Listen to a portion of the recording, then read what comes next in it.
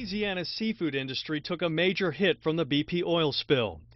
Fishermen were forced to sit out the lucrative summer fishing and shrimping season, and the brand has been damaged by concerns over oil contamination in the fisheries. The state wants BP to fund a long-term testing and marketing program.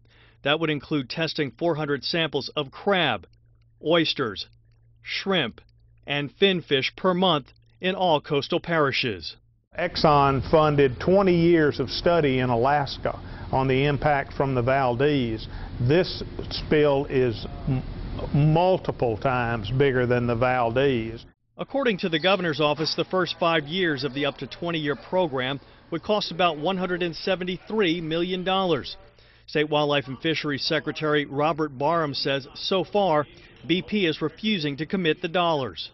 BP has been slower and slower in responding to us and seems to be dragging their feet in making a commitment to fund the studies that we're going to need to ensure that this multi-billion-dollar industry is viable in Louisiana.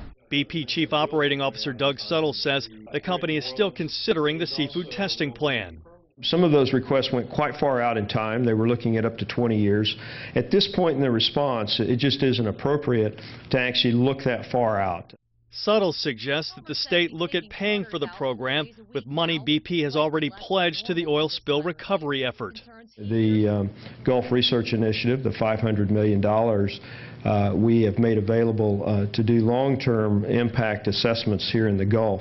Secretary Barham says if BP does not voluntarily agree to the long-term seafood testing plan, there are both criminal and civil remedies the state can bring to bear to at least force BP to pay for the plan.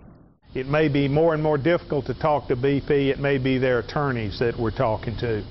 Barham says he would rather both sides get along, find out what the impacts are, and mitigate them before conditions worsen for Louisiana seafood. Paul Murphy, Channel 4 Eyewitness News.